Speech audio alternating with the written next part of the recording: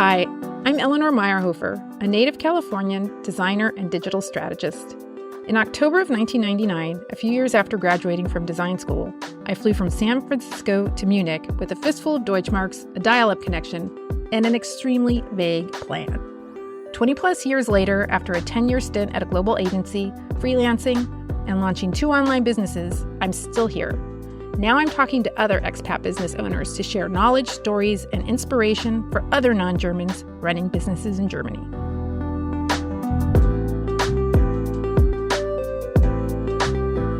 I am here with Dawdy, and I'll do a little bit of preamble. You and I met, so total, full disclosure, we met because at the time I was freelancing at a service design agency here in Munich, and you were a full-time employee there, right?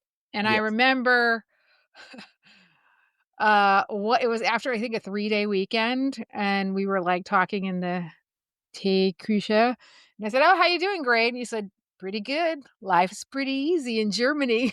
And we both had a laugh. I've never forgotten that. So I'll kick off with the question I ask everybody at the start of this podcast, which is, can you tell me the 2-minute story of how you ended up in Germany? Yeah. So in my bachelor's, I grew up in California and did my bachelor's there. I wanted to do study abroad because I heard it's fun. And they said you could go to Spain. Cool. But the classes are in Spanish. Not possible. Or you can go to Germany. And I was like, well, I don't really want to go to Germany, but I'll go.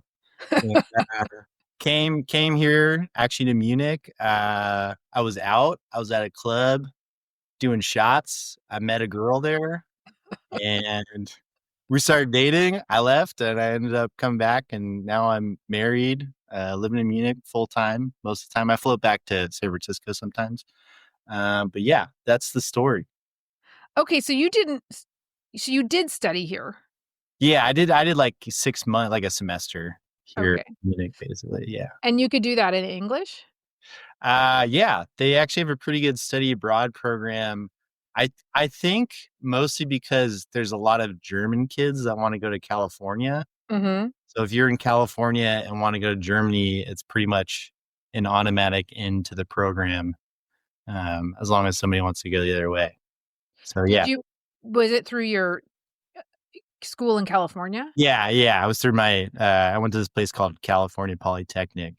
Okay. And it was like an exchange. So, I go there, German kid takes my spot. Okay. Like a 1-to-1 exchange. Okay. So student visa, nothing complicated. You did just you did Yeah. it all through a school program. Yeah, exactly. So that was, and then when I came back, I knew somebody that was in Germany working in a place, and he got me an interview and I got a job there. And so I actually had a blue card coming into Germany the first time, or the second time, I guess, until I got married. Then I switched it to the marriage visa. Okay. And the blue card visa is the study visa, right? The blue card's the professional expert thing. So Okay. if you're if basically it's like a green card in the US, for people listening that are from the US.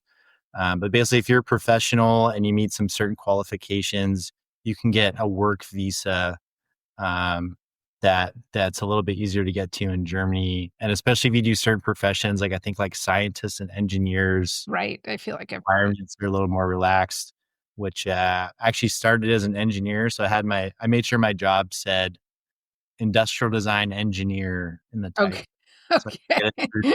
So the Einberger Bureau. Okay. So I know that you are an industrial designer. Yes. And so, like I said, we met when you were a full-time employee at an agency. And so with that visa, did you have to have a full-time job, like a position waiting, or could you come here and be freelance? The freelancing thing I did later. So with the initial visa, the blue card, it's tied to your employment. So it'll Right. literally say your employer on the little card. Mhm. And then if it makes it difficult to switch jobs, because you have to get the new employer to like re-sponsor your visa and go through that process again. Mm-hmm. There's some switching thing. I don't know. But I got married like a year after I got to Germany. So I switched it to that visa, which is a lot more chill about doing things. So then you can do whatever you want. Yeah. Then you're pretty close to citizenship. Okay. All the Okay. Let's back up a little bit. So, I mean, I know what an industrial designer is, but maybe not everybody listening does. So, can you talk a little bit about what you do? Yeah. So it's if you don't know what an industrial designer is and you try to think of it, I think the answers people give are you design factories, which is not right, or you're an industrial engineer, which is something pretty much completely different. Industrial designer is basically just a product designer that designs Mm. physical products. So the easiest way to think about it is like an architect, but for smaller things. Like an architect does the design and how a house or building looks, and industrial designer will do like a chair or a speaker or a lamp. So basically, all the things in your home and office were probably designed by industrial design. Industrial designer. Okay. Cool. And so you went freelance. What can you talk about your decision to go freelance, like why you did it? Yeah, I had always liked the idea of being self-employed. Like, actually, my parents were self-employed for a lot of their lives, so I'd always been really interested in doing that. I was at said agency where we met, which I was like so excited to meet another person from California when I first moved to Germany.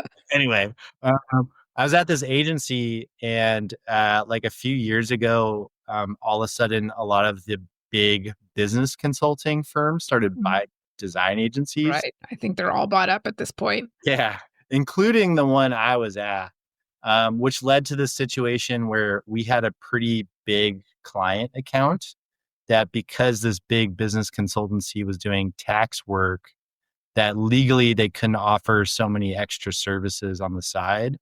Hmm. So that meant we had this big client that we couldn't work with anymore. So me and some other people that were at this agency said, "Hey, why don't we just go work with them, and we can all basically work for ourselves." And that's what we did. And so basically left the agency with kind of a big account waiting for me to get started on my freelance career, which is a really good soft start uh, Mhm. in that business. And yeah, and I've been doing that for about 3 years now, and it's been great. Okay. That's super interesting because I talked to a former Sapient colleague who totally different skill set, but he sort of did the same thing. Like there was some client that I think was maybe too small for Sapient, but he had a relationship with them and then he went freelance. He does like agile stuff. And he like just slipped right into that client. That process is fascinating to me. So I have a couple questions there. So like so you did this with a couple other people.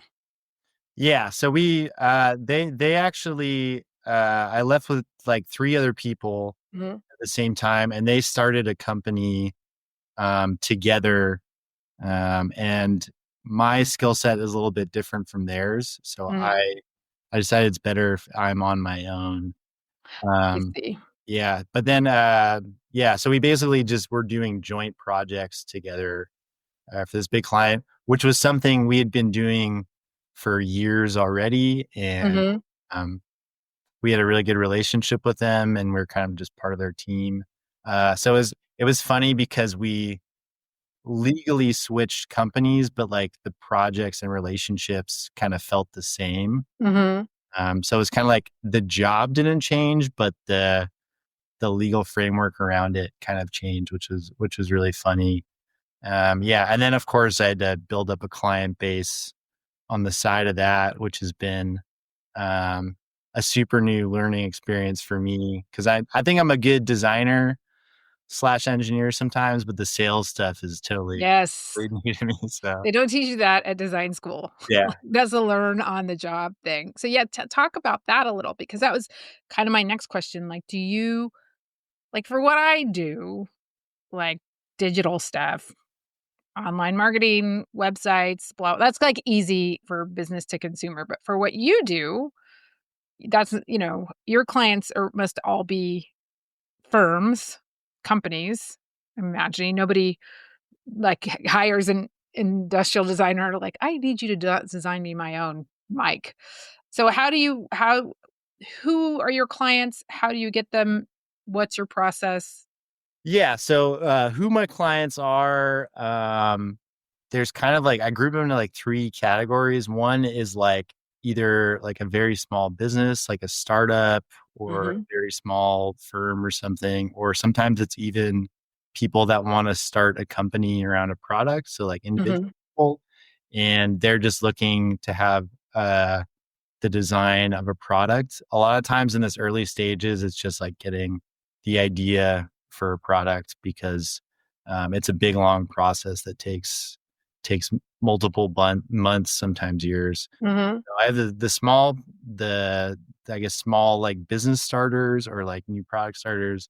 Then there's a lot of like you were saying mid-size kind of firms things where um, it's either like an agency or an engineering firm that just needs a bit of extra design muscle. Mhm. Is what I come and do the physical product design part. Or it's like a company that's just like expanding their product portfolio, or needs some updates on some old products. And then yeah, and usually with them I'll work on like kind of a time basis because they need continual work over a long period of time. And then there's like the big clients, which are larger companies, which is actually what I started with when I started freelancing. And those are like bigger projects. You're like a small part on a very big project. And it's like, multiple months or years working kind of on the same product. And you just kind of continually keep chipping away at it. So those are the three I have. And then Mhm. how I get them, I also get asked by, especially by young people, I was asked by Mhm. new clients. Um, the most valuable one and the one that's worked the most and well for me has definitely been just network and people I know, or I get referrals or something like that. Um, so for instance, I worked with this client a couple months ago that me and him had worked at the same company for like 2 months when I Mhm. flew to Germany, and like he just happened to remember me. So it's a lot of like this kind of like either somebody I used to work with or like a friend of a friend kind of thing. Um, and then the second way I get clients is I actually started this YouTube channel Yes. around industrial design. And that's kind of a little bit of a pipeline for me. Um, Although I want to caution anybody that wants to start a YouTube channel around trying to get clients, the network is a lot more successful than Yeah. marketing stuff. Okay, so much to dig into there. So, are most of your clients in Germany or Europe? It's a mix. I would say usually most of them are in Germany. Mhm. I also get a lot of Munich because my network's just really strong Mhm. here. Um, but I also have a lot of clients in the US and especially San Francisco because I worked there for a few years. Uh, Mhm. a little bit of a network there. And then I'll just get like kind of random stuff, usually from other parts of Europe. Like I had a French client a few months ago. Um, and yeah, And for these larger clients, are you usually embedded on a team or is it just you're a principal designer and they have no design team in-house? Like, or yeah, how does that work? yeah. For the larger client stuff, yes, usually I'm embedded in a design team. Because it's usually like bigger, more complex stuff. Like I've done a lot of automotive stuff, Of which course. you can imagine Yeah. in Germany. Yeah. And obviously, I'm not designing a whole car. Mhm. So I'm usually getting like design this part of the interior, like doesn't you get like this square half meter on the dashboard that you have to design. It's kind of Okay. like little chunks. Uh-huh. Um, and then especially with that stuff, you have to kind of niche into it. So there usually is an in-house design team. Mm-hmm. Sometimes they just need an extra skill that doesn't make sense for them to have in-house. Especially with these automotive clients, I've done a lot of like prototyping stuff around lights. Oh, Um, interesting. Like internal dashboard lights? Yeah, like dashboard lights or interior lights, sometimes exterior lights. I've done a lot of stuff around this. Which, if you're in a big company, to make a prototype of a light, uh, you have to like clear that with like 10 different Oh departments. my God. But if you just work with an external and have them do it, then it's like, Mm-hmm. and do it. I do it in a few weeks. Mm-hmm. That was kind of like the thing where we were like the fast, non-political way to get things done, which was this little niche I had in there for a while. Around that type of product, like they're like Carl Gray, he's the dashboard light guy, or just anything automotive that's not in-house and easy to get through? I would say lights and kind of user experience stuff Mm-hmm. was a niche that me and also these other people that I left this company with, that we had kind of offered and we're pretty good at, because it was kind of a weird little thing that you need to do with cars, but Mm-hmm. no one really learns that skill in school, and there's no department really structured around that. So, yeah. Okay. Okay. And then do you usually, sorry if this is a dumb question, I don't want to get too much in the weeds of industrial design, but do you have to be on site because the stuff you do is tangible? It's not all digital? Yeah, that's a great question. So, 5 years ago, the answer probably would have been yes, Mm-hmm. because you're making things, and you have to be where that thing is. With Corona, I think at least like my clients and I figured out how to make it work remotely. Mm-hmm. So, it's a lot of like shipping stuff between me and Mm-hmm. clients. It's a lot of like digital presentations. At some point, you usually have to meet around a single thing. But if it's not a huge object, like if it's something that fits on top of a table, uh, Mm-hmm. for instance, I'll do a design and then I'll build a little like mock up or 3D print or prototype, and I can ship it to a client. I can ship it in Germany, I ship it to the US. It's a lot of walking over to the DHL box, uh, Okay. or yeah. Okay. Um, and then I just think Germany, I think about this with people that start like food businesses too, or anything like producing physical things. Are there a lot of regulations or like materials? Like, do you have to know all of the stuff around that? Do you know what I Yeah. mean? Yeah, I usually focus on some certain kinds of products. So I'd say like consumer electronics is like Mhm. bread and butter, the thing I'm really good at and that I know a lot of. And then I've done some other industries, like I've done some um heavy equipment stuff. I've done a lot of little home goods and lighting kind of things. I've even done some like agricultural stuff, which is super weird for me. But usually like on my level, I need to know the basic overall regulations, but a lot of times it's like clients, especially if it's a company in that industry. For instance, like in medical devices, a lot of these companies know what regulations there are and what they need to deal with, because it's just part of the planning of an overall product design process. Like designing and releasing and selling a physical product usually is not a small task and requires Mhm. a good amount of money. So, a lot of the times I get pretty lucky where I have clients that know the process and understand what goes into that, and basically plan all that stuff in, including the regulation stuff. Um, Although with smaller clients, sometimes they are newer And then I ended up doing a lot of like education on stuff too. Um, for instance, like the difference, especially in Europe, the difference between selling a product that doesn't have any electronics versus electronics in it. Mm-hmm. So if you wanted to sell a table in Germany, it's not too bad. I think you basically just need like a Gewerbe license, which is like Mm-hmm. to sell objects or products and stuff. But if you put electronics in it, then you have to get the CE marking, and that's like a whole nother level of Oh, wow. regulation, and it kind of like exponentially blooms from there. So Okay. on that level, I know, but like what it says in paragraph 12 of the CE regulations, I don't know. Okay. Okay. Okay. Um, I want to go back to a couple of things you said. So the networking part, which is 100% true. Like when I left Sapient and that started the kind of the time we met and was contracting, I like never had to pick up the phone just because of the network I had. Oh, nice. You must be good.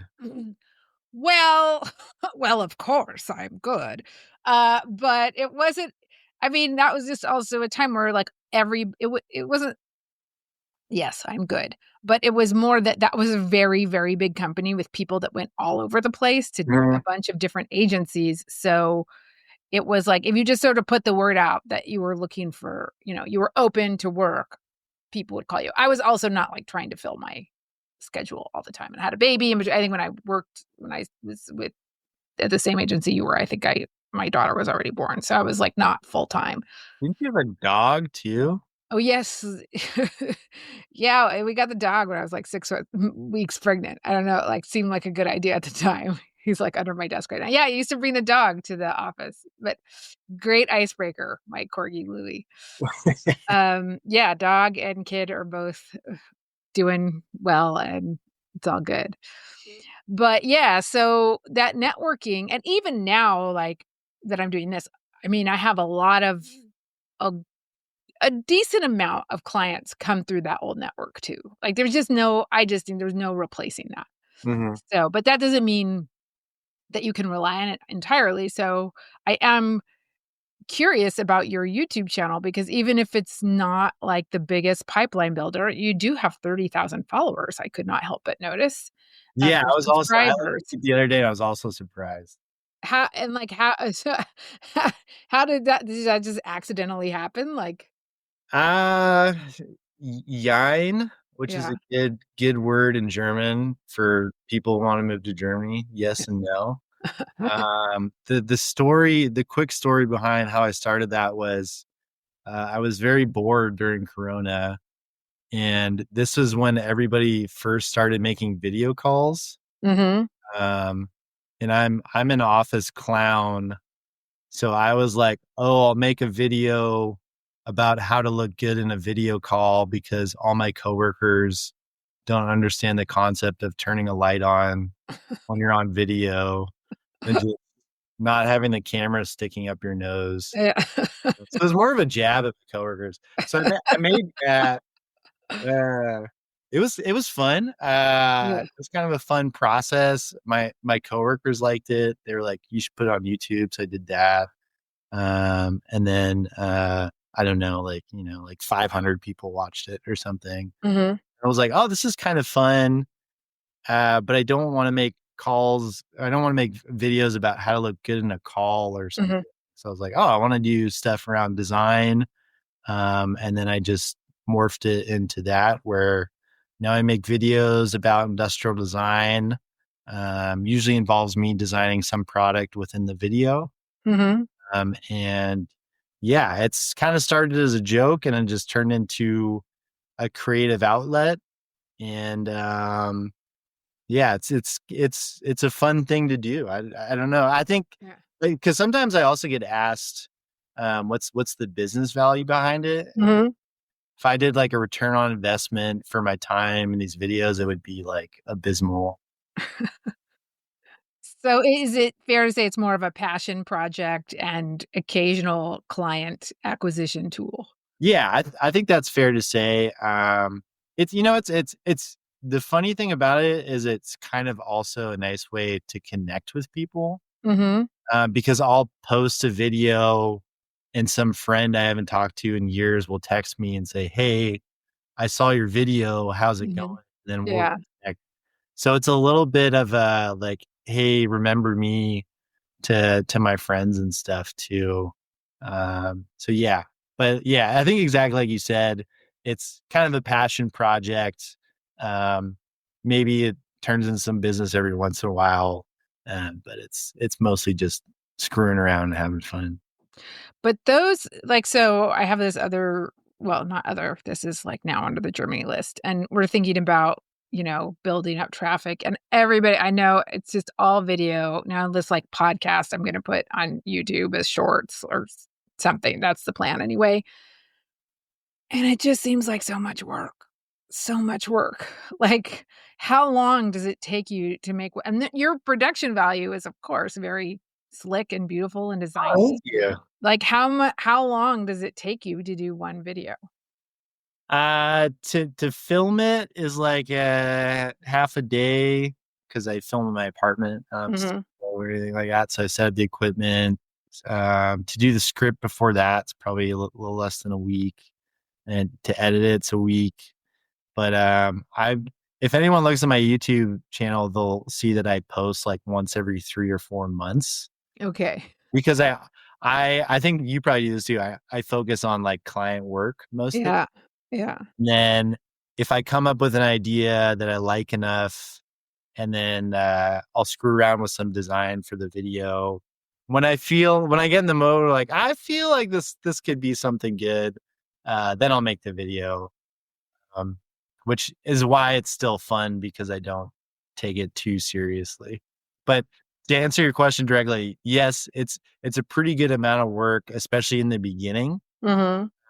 Especially being on camera and seeing yourself is like Yeah. the weirdest. Yeah. You haven't done it before. But you get faster, you get better at it, and it kind of gets easier. And like the 10th video you make is a tenth of the work of the Right. Right, right, right. Yeah. If I do anything, it'll just be shorts and like me talking. Let's see. But yeah, the podcast, it's very much the same for me. Like it's a little bit of a passion project. I love doing it, but it's a little easier because it's an interview format, so I don't have to have a script. But nice. Yeah. um, doing the show notes and promoting it, and I'm a pretty casual editor, but it's work. It's a lot of work. So Yeah. And then also the thing, because I had a good conversation with a friend about this a few weeks ago. Um, just finding a thing that people are going to click into. Mhm. Um, I don't really know if there's a formula for it. So for me, I make a good range of videos on industrial design. Mhm. So I've done like videos on sustainability, on AI, on just me. Something I was designing, and I just kind of film the process a little bit. No one really watches those except I make this one trends video every year, Mhm. and people will watch that. I think people will follow me based on that. And I have no idea why people like the trends but don't like the sustainability stuff. Yeah. It just it just is what it is. Yeah, I did this, and I think I'm gonna redo it. I looked at all so I use this tool called, Headline Analyzer, because so much of with the podcast and I think it's the same with YouTube, like, there's these, like, formulas, these hooks, and it's like you can type in your headline, and then you, like, tweak the words or add certain words, and it, like, gives you this value of, like, this is clickable. But I think I'm gonna stop doing that because it's just, like, these headlines become so tortured, and it's just like, you know what? I'm just gonna call it what it is, and I'm not, like, trying to get 10 million downloads here, and that's that. But yeah, I mean, that's a whole industry of making thumbnails and titles Yeah. clickable and all of that, so Yeah, for sure. I mean, just to add on top of that, I totally agree. It's crazy how important at least on the YouTube platform, how important your thumbnail and title are. Mhm. It's half the importance, and the video is the other half the importance. Um, one trick I did. So when I first started making industrial design videos on YouTube, there weren't really any other industrial designers doing that kind of stuff. Mm-hmm. people doing sketching tutorials, but that was kind of it. So I went on some graphic design channels and saw like what kind of videos are they making. And that's where I saw like somebody had a graphic design trends video. And I was like, oh, that sounds fun. Mm-hmm. Do that for product design. And so it's doing that. But now it's a little better. Now there's some other channels of people making content around product design, which is really cool to see because it feels like I'm not the only weirdo out there. There's other weirdos. Stuff too. But it's good to be one of the first weirdos out there. That's like if there's a untapped niche. So Maybe, yeah. I mean, it really feels like, throwing a rock down a black well and not getting clicks. yeah, yeah. Um, Interesting. I don't know. Yeah, there's a lot of people doing like expat content, like how to move to Germany and all this. But that actually, because I started doing this because I made this like pivot that was going to be my target market was like other expats living in Germany. Right. So I was like, I'm going to get on some podcasts. And then there was no podcast just for this. So that's like how I ended up starting this podcast. Yeah. But it does make it easier to kind of find your people. Yeah, it's funny you said that because maybe I should have also said this in the networking portion, which I forgot. Okay. Is that I started an industrial design meetup Right. I think I saw that. yeah, which is basically it's like a bar night. Like Mhm. we reserve a space at a bar and then we just go there and meet up and there's not really talks, there's no sponsors or anything. It's just like a gathering place for community that is there in Munich that didn't really have a meeting point. But it was exactly the same thing. There was no industrial design meetup. Mhm. I think for the first few years I was here, I was like, why is there no industrial design meetup? Because I know it happens in some other places. And then I was on a walk with my wife. I was like, maybe I should just make one. And she's like, yeah, just do that. And then it was like really just like, the website and you make Yeah. like now it's there. Now it's cool, which is actually that's also a good little networking thing too. So basically just forming a community if there isn't the one that you're looking for because Mhm. there's probably other people looking for it too. And so you just use meetup.com or whatever was there? Yeah, I do. I also like will post on LinkedIn and then Mhm. also there's a bit of a mailing list as well. So it's kind of slowly grown. I think we've been doing it for like 2 years now, Mhm. or 2.5, something like that, too. And yeah. And just also in Munich, it's in the city we're in Munich, there's this week called Munich Creative Business Week, Right. which is essentially Munich Design Week. Yeah. So I was a bit strategic on the first one where I'd plan the meetup and then to be a little bit after Munich Creative Business Week, went to every event I could and personally invited people so they wouldn't think it was a weird scam uh, cult group or something like that, but they saw like a real person behind it. Ah, And cool. yeah, That was smart. So, and did you get like how many people came to the first one? the first one, I think we were like 30 or 40, Oh, somewhere that's in that range. pretty. And then it's slowly grown every event, maybe like five or 10 people. So now we're like somewhere around 80, Oh, wow. um, which is awesome because I mean, in essence, it's just a party. So it's this party with people who do the same thing that I do, which is great. Yeah. And where do you just do it at a different place every time? And like, does everybody show up? Like, how do you organize it? I know that's like a silly question, but Yeah, so we have like two things. One is the inviting the people, which is Mhm. we have the meetup.com page. If you look up Mhm. Industrial Designers Munich, you can find our page on meetup.com, which is kind of like this website to organize Mhm. groups of events, and we'll post each new event that comes on there. Then I'll announce it on LinkedIn.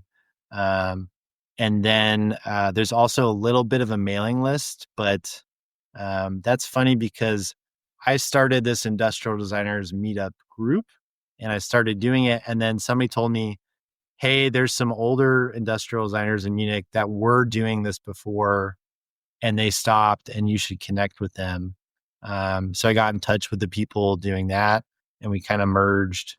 Okay. Now we're like this bigger group.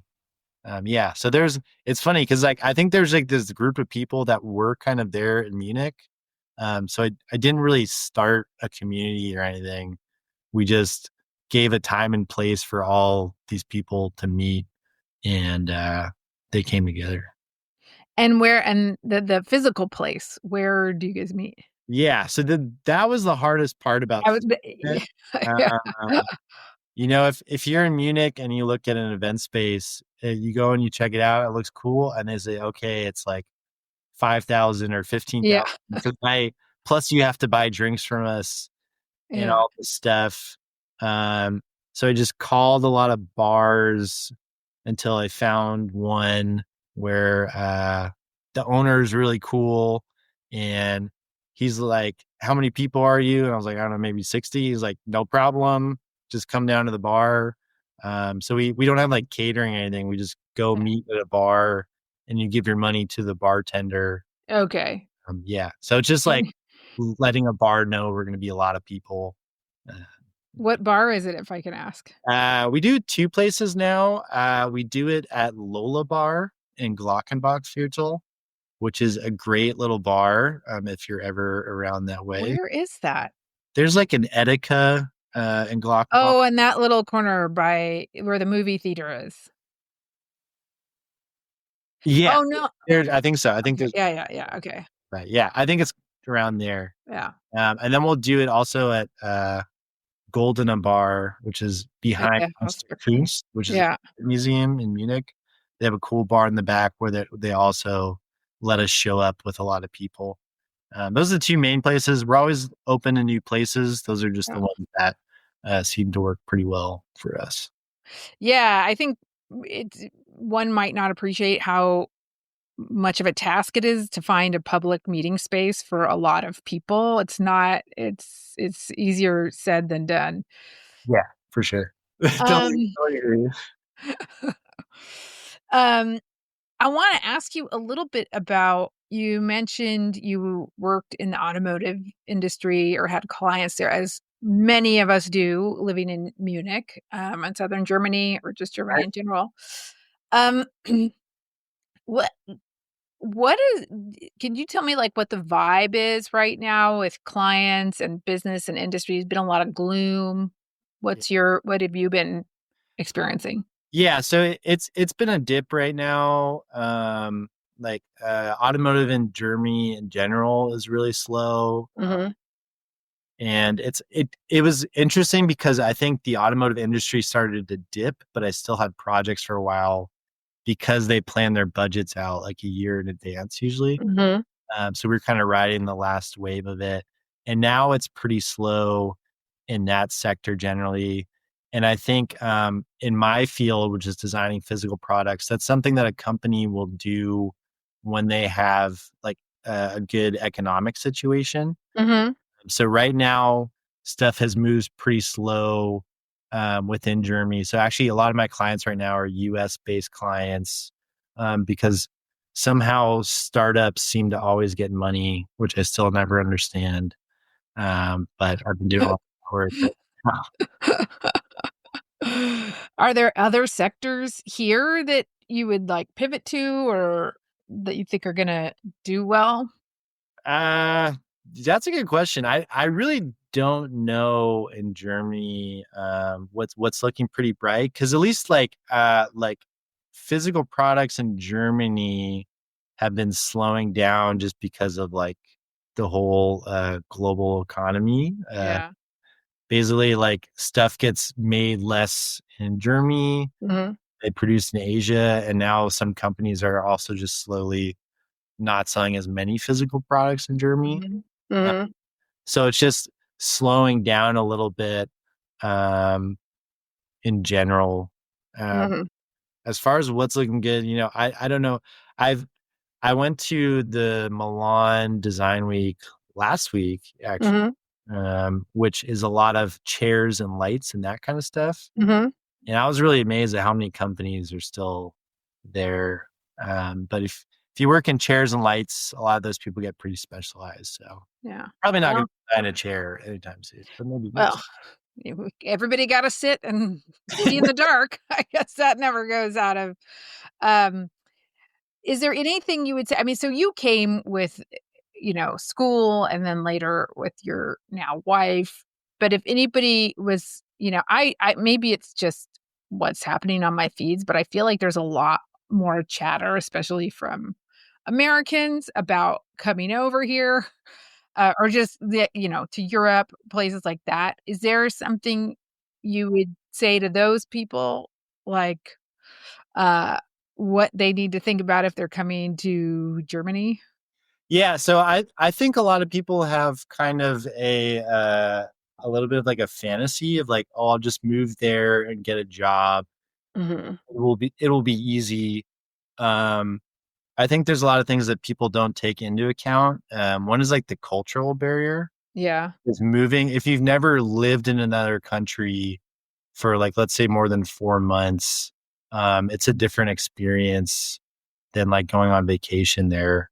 And then 2, you're moving to a place like, for instance, if you move to Europe from the US, you probably don't speak the language, which puts you at a disadvantage trying to find a position or clients in that place. So you also have like a little bit of a like a slow start from everyone else that grew up living there and that kind of thing. And then 3 is like the stuff we brought up a lot, which is the visa stuff. It isn't totally trivial. It's usually not too bad, but it's something you have to think about too. So I would say like, I think a lot of people say, oh, I'm going to move out of the US and move to Europe. And I think maybe like, let's say like 50% of the people are just kind of saying that because it's kind of fun to say. But if you really want to do it, it's probably a little bit more difficult than you first imagined. So if you know people somewhere, if you have connections somewhere, that can really help you, which is me coming to Munich. I had some connections to help me get started, which is like, I'm infinitely grateful for, because I think if my wife hadn't, my now wife hadn't me like with all the visa stuff, I would have been like totally lost. If I hadn't just randomly known a guy who was really good friends with one of my really good friends that lived in Munich that got me this interview, like I wouldn't have had a job when I got here. It was just all total luck. But yeah, I mean, you can make it happen, and a lot of people do it. But it's not like just move here and figure it out when you get here kind of thing. You have to do a lot of planning and be smart about it. What about German? How much do you work in German versus English? I do like probably like 80% English.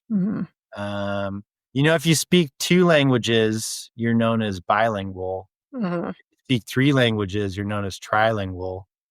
If you speak 1 language, you're known as American. Which is me when I first got here. Now I speak, I'm probably like C1, C2. Ooh, wow. Intensive courses. That's the only way. We do the intensive courses. Yeah, I did that many, many years ago, and I'm going to do my citizenship. Oh, I applied for that. You did? Did you do all the things? Yep. Did you do the Einbürgerungstest already? Yeah, that's not too hard. That's easy. My husband read me the questions from an app, and but I got up to B1, which I think is a minimal requirement, but it was like intensive courses I took at 2001. And so, but it was at the LMU, and they're like, oh yeah, we still have your records. So I was like, oh, thank God. Cause I was like rummaging around in the keller, like that paper has got to be here somewhere. Yeah. I got that one piece of paper in okay. If you move to Germany, you'll quickly find out that everyone puts pieces of paper in little plastic folder things. And I got mine in one of those little plastic folder things. Yeah. I did not do that. Oh, one non-related question, speaking of pieces of paper. are you in the KSK? Yes. So as an industrial designer, that's considered bildende Kunst. Yeah. Obviously, it's like, yeah. Yeah. I guess to give context for people listening, the KSK or KSK, as I like to call it, the Künstlersozialkasse. And if you're an artist or related work in Germany, and you are self-employed, there's basically this government program to give you some of the benefits that you would get if you were employed, which is mostly like helping pay for health insurance and uh, the social security equivalent in Germany. And designers are part of that program. So, Yeah. Like influencers can be in it too. oh, really? Yeah, yeah. I've looked, not that I'm an influencer, but I've talked to other people, I think on this podcast, some that are like, do like creators and stuff, and that counts. But they like, I don't know about you, but I'm like, they're constantly sending me stuff to check. Like I got audited and I actually overpaid because I'm like an optimistic American. And I was like, do I get the money back? And they're like, nope. Uh, And then they sent me another one's like, are you an IT person? I'm like, no, I'm not an IT person. I'm web dev. Like they just kind of want to always make sure you're not gaming them and that yeah, you're that like, makes sense. fair enough. And they are great. It's like basically you have an employer. When I had my baby, they paid, it was just all my Mutterschutz, all that. It just Oh, goes through. cool. I didn't know that. Yeah, It's really great. yeah, Um, they're one of those. I guess it's like government office or a company. I'm not even I sure. don't know how to Yeah, explain, like, is it a guild or I mean, we don't have the equivalent maybe in the that's the way to States. put it. But it's one of those. You send them an email, and then 6 weeks later, you get a piece of paper that's replying to your email in your post box. Yeah, pretty much.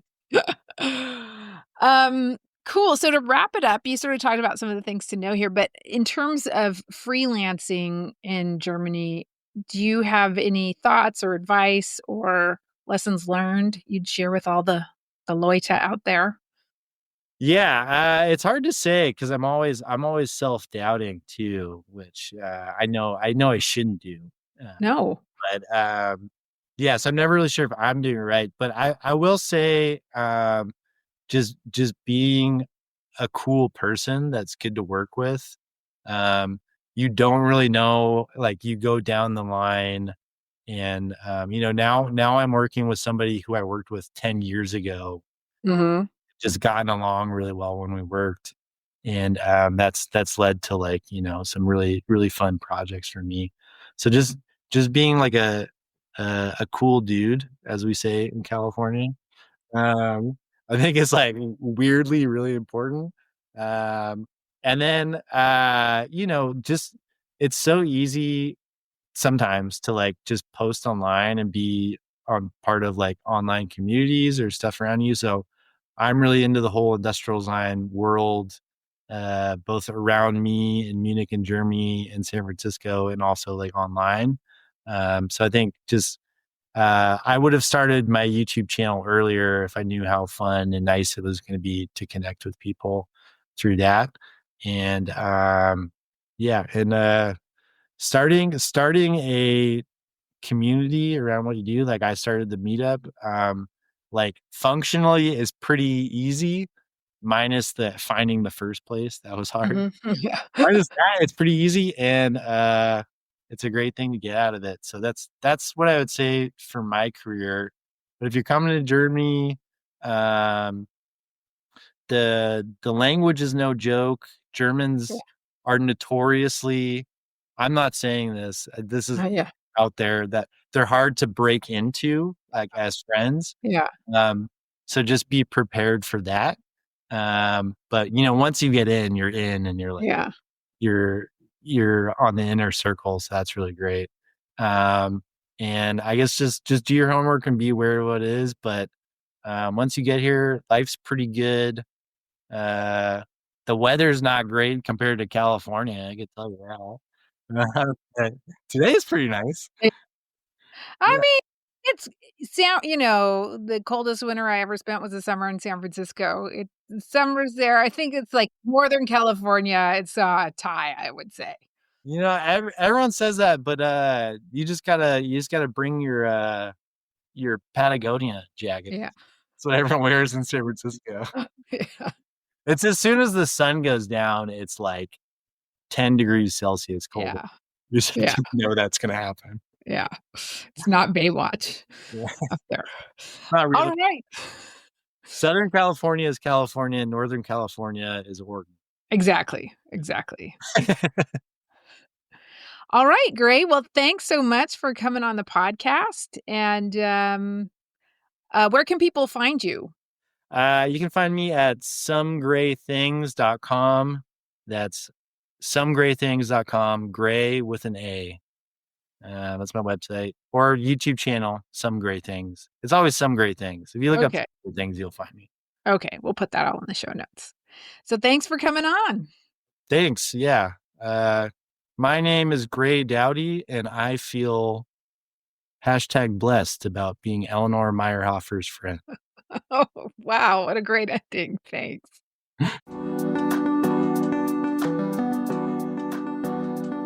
Thanks for listening. You can find this and all other Germany Expat Business Show podcasts at thegermanylist.de.